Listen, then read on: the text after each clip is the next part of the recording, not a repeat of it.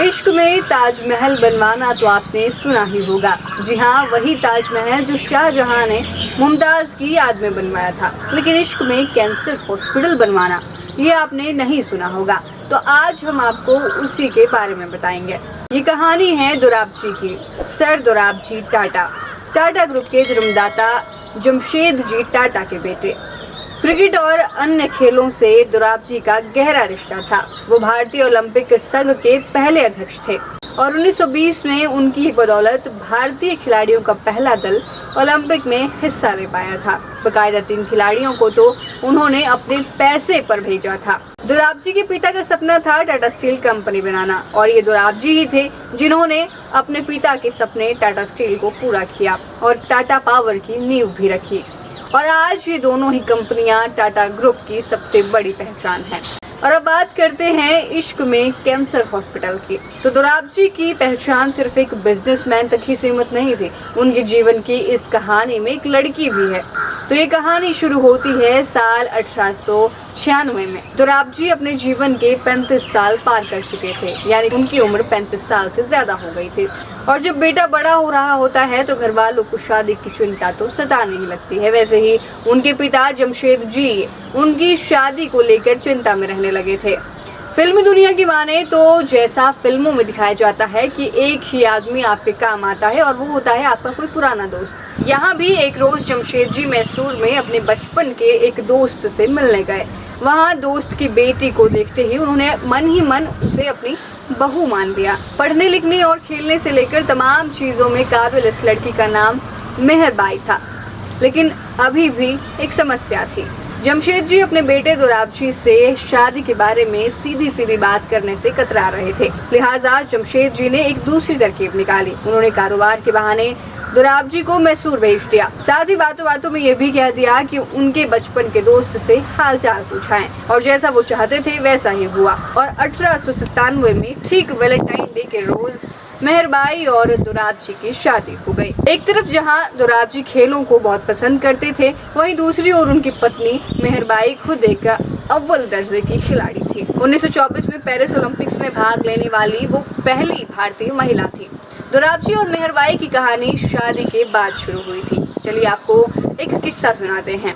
ये किस्सा है एक हीरे का। बात साल 1924 की है। टाटा स्टील कंपनी की स्थिति दयनीय थी। तब मेहरबाई ने अपने सबसे कीमती संपत्ति, जो कि जुबली डायमंड नाम का एक हीरा था, वह दोराबजी को सौंप दिया था ताकि उसे गिरवी रखकर वो बैंक से लोन ले सके। ये हीरा दोराबजी ने ही मेहरबाई को शादी के कुछ साल बाद तोहफे में दिया था। आपको बताते चले कि ये हीरा 245 कैरेट का था और लंदन से खरीदा गया था। कोहिनूर से 2 गुना आकार वाले इस हीरे की कीमत 1 करोड़ रुपए से भी ऊपर थी। कुछ समय बाद कंपनी की हालत सुधरने लगी और दोराबजी ने इसे वापस हासिल कर लिया।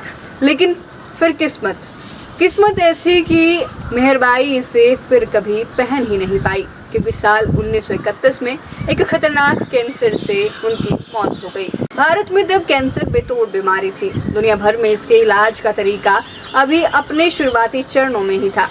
तब रेडियम से की जाने वाली रेडिएशन थेरेपी कैंसर के इलाज के लिए सबसे ज्यादा इस्तेमाल की जाती थी। लेकिन भारत में रेडियम पर शोध करने वाले सिर्फ 1-2 संस्थान थे। काफी कोशिशों के बाद भी मेहरबाई की जान नहीं बचाई जा सकी। पत्नी की मौत से दुखी दोराबजी ने उनकी याद में 2 ट्रस्ट शुरू किए, लेडी टाटा मेमोरियल ट्रस्ट और सर दोराबजी टाटा ट्रस्ट। दोनों संस्थाएं कल्याणकारी कामों के लिए बनी थी और वो जुबली हीरा जिसे दोराबजी अपनी पत्नी के लिए गिरवी से छुड़ा कर लाए थे, बाद में ट्रस्ट के फंड्स जुटाने के लिए उन्हें फिर से उसे बेचना पड़ा। दोराबजी को मुंबई के तत्कालीन गवर्नर सर फ्रेडरिक साइकस ने सलाह दी कि वो कैंसर के इलाज के रेडियम संस्थान की शुरुआत करें। दोराबजी तब मुंबई के एक अस्पताल में रेडियम विंग बनाने में जुटे थे। लेकिन ये काम शुरू होता कि उससे पहले ही 1932 में उनकी भी मृत्यु हो गई।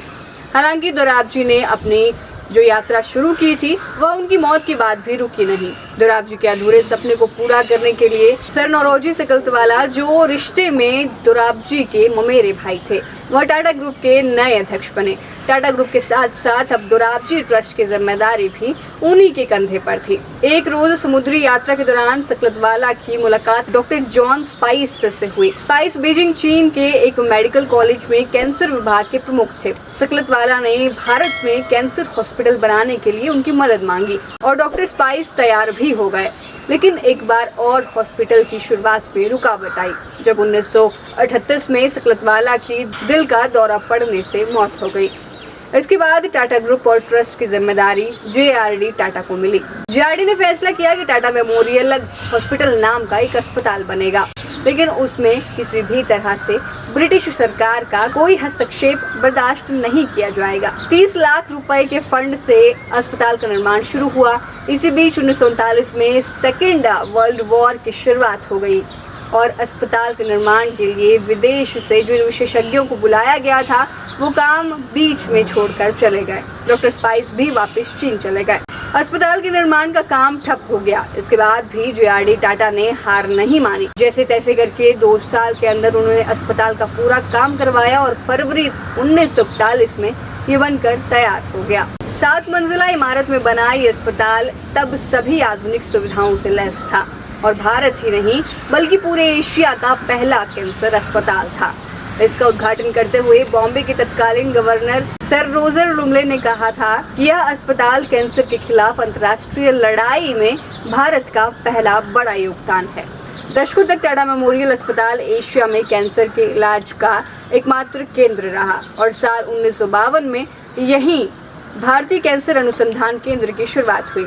1957 तक ये अस्पताल टाटा ट्रस्ट के अंदर चलता रहा, लेकिन फिर भारत सरकार ने इसे हेल्थ मिनिस्ट्री के अधीन कर लिया। इस वक्त तक कैंसर के इलाज के लिए रेडिएशन का बहुत ज्यादा उपयोग होने लगा था, इसलिए 1962 में टाटा मेमोरियल हॉस्पिटल को डिपार्टमेंट ऑफ एटॉमिक एनर्जी को सौंप दिया गया। वर्तमान समय यानी साल 2023 में भी ये परमाणु ऊर्जा विभाग के तहत ही काम कर रहा है। आज हर साल यहाँ 65,000 कैंसर के मरीजों का इलाज होता है और इनमें से 70% से अधिक का इलाज मुफ्त किया जाता है।